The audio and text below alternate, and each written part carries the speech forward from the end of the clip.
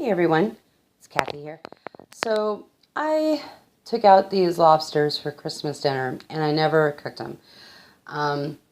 Today's what, Thursday, and I'm like, oh my god, I need to cook them. They've been in the fridge. They were frozen when I put them in there.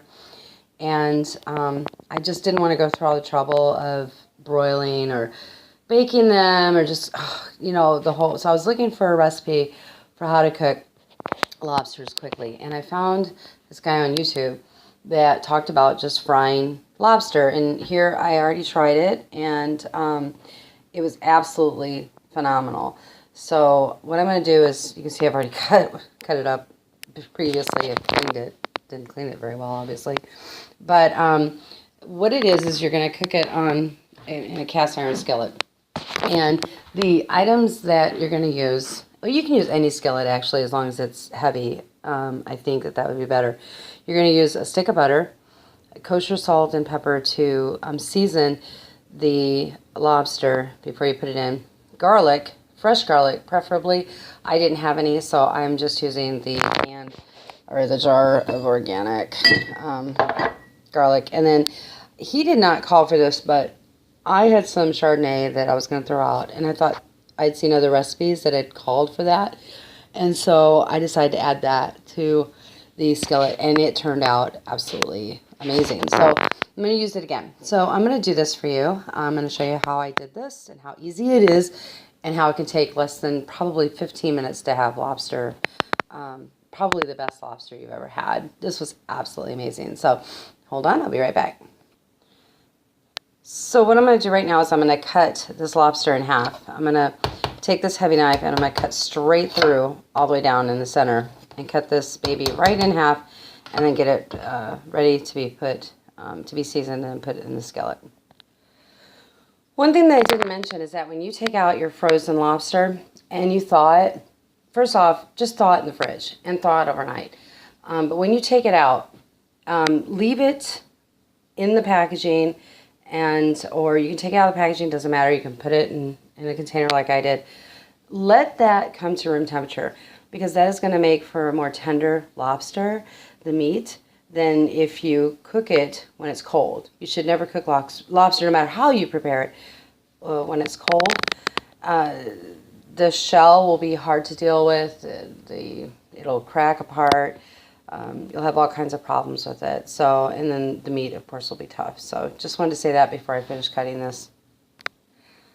Okay, so I got that cut, and as you can see, it's in half, and I'm going to now season it with some kosher salt and pepper, and then I'm going to be putting it in the pan where the butter and the garlic have been sauteing, just until the garlic is, you've got your essence. It just smells really good. You know, if you're using fresh garlic, when it gets softened, then you know that it's ready for the lobster to be put in. So I'll be right back. Okay, so I've got that salt and pepper put on there. Again, this is the finished product from the last time that I had made these. These were the shells that I had used, that I had taken out the meat. It came out so easy, I kid you not. And look at the shell. I mean, the shell looks amazing, but we're just going to throw that away. But that is the meat when it's done, and as you can tell, I really enjoyed that. So here's our lobsters, and right now I've got the butter and the garlic, which again, like I said, I put a ton of garlic in here. So lots and lots and lots of garlic and lots of butter. There was a lot of recipes online about actually cooking the lobster. Oh, there's some left over from last time. Cooking the lobster in the butter, and that actually is very, very good for the lobster tails instead of cooking them any other way. So they talk, I mean, they're using like 3 cups of butter though. That's just like way too much. But I would assume that it's absolutely phenomenal, and they recommend using small lobster tails.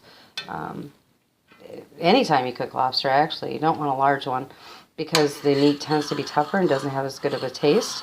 So when you're buying lobster tails, buy the small ones, and you're going to spend less money, and they're actually going to have a better taste.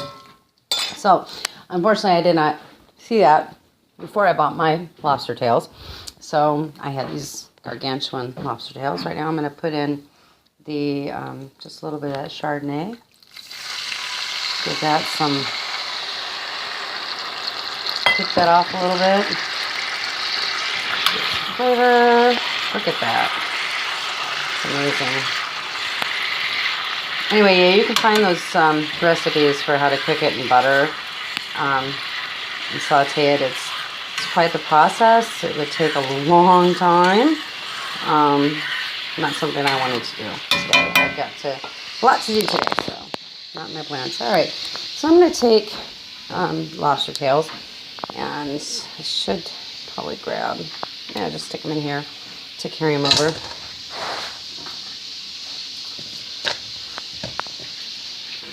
And now that that is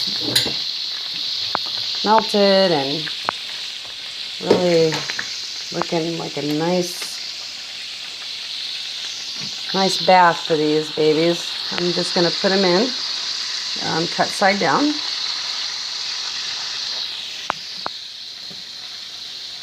And let them cook up. Now, if you're wondering why my pan looked the way it did when I first put the butter in, it's because I had already cooked 2 of these. So I already had butter in here and everything, and I did not want to clean it before I did the other one. So, just so you know. Got the sink to be washed. Now you're just going to let those cook like this, with the meat side down for, oh my gosh, until you start seeing the shells turn a little bit red, not much. You can also flip them over and look at them, but you want to flip them over when the meat underneath is brown. So once that meat is brown underneath and it's looking nicely cooked, then you're going to flip them over. So right now, have your heat on very low. Do not have it very high. I probably have it too high right now. And because you don't want them to cook too fast. And just let them sit in there, and I'll be back as soon as this gets done. I'll tell you, I can really smell the Chardonnay coming off of this. The smell is just fantastic. There is just an amazing smell. The wonderful thing about this is not only is it fast, is that you are retaining the seafood taste of the lobster, which sometimes can cook out when you are boiling it or when you're baking it. Sometimes you don't, it just doesn't have much flavor. Lobster is really funny. People think that it's a exquisite dish. It really is not. I mean, it's a bug. But, I mean, you have to really bring out that seafood, saltwater taste in the lobster. And to do that, it really is it's a knack. It's something that you learn through cooking. These aren't quite ready to turn yet. We'll let them cook a little longer, and I'll be back. Well, they're doing pretty good. They're still cooking. I wanted to also mention something about lobster, too, when you're buying it. Make sure that when you see it in the case before you purchase it, when you're purchasing frozen lobster tail, is that meat on the end is white, completely white, not gray. It doesn't have black spots. Because when that meat is gray, which unfortunately when I pulled these out, it means that they didn't handle it correctly before they froze it. So if you see any gray or dark spots, let them know that that's, probably not a good lobster to be having. It won't be the best. I think these might be ready to turn, so we're going to take a look at it. Oh yeah, look at that. So if you look at how the meat is there, and the spices and the garlic, there's just tons of garlic in here. Oh, that looks really good. These look really good. Still opaque. I can still see that the meat is opaque in there. So turning it over, hopefully that'll cook that up. The last ones, like I said, they took about 10 to 12, almost 15 minutes to cook on here until they were done. But you can see that the shells are already starting to turn red, pretty red. They're so pretty. Oh my god, and this is phenomenal. Again, it's not diet food, so good thing I'm going to work out later.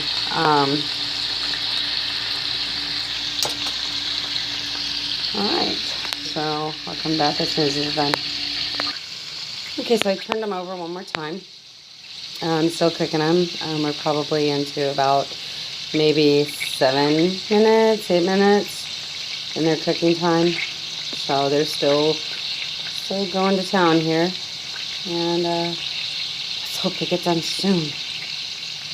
Yeah, and I'll show you the finished product from the last lobster tails that I had cooked. One thing I saw on YouTube as well that I thought was really awesome was there was a recipe for this lobster dish. It was Caribbean lobster is what it said, which I was looking for a recipe for Caribbean lobster tails, just how to cook them.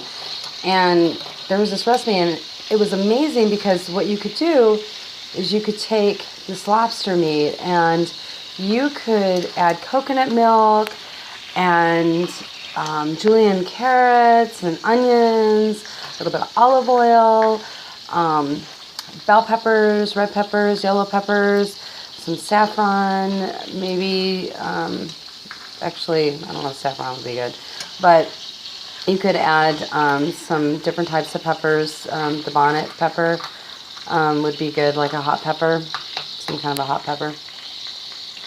And you just fry that up in a frying pan with the coconut milk. Add a little bit of butter after you've cooked up everything, and it makes an excellent side dish. So if you are interested in that recipe, it's called Caribbean lobster, and it's on YouTube. I'm sure it showed up. It's some guy on a beach, and he's making it. It looks really good. So these are not quite done yet. The shells are red, but I'm just feeling that they're just still a little bit too opaque in there. But they're almost done. There is a lot of garlic in here, probably too much garlic. And if you do use the whole garlic, make sure that you press it with a knife just to release the, don't like chop it up. Just, cut it up or slice it up and then press it with your knife. And that'll release all the garlic oil, which is what you want. And then just put that in the pan with the butter. And he used probably, I'm going to say like 6 cloves, it looked like. So he used a lot of garlic in it.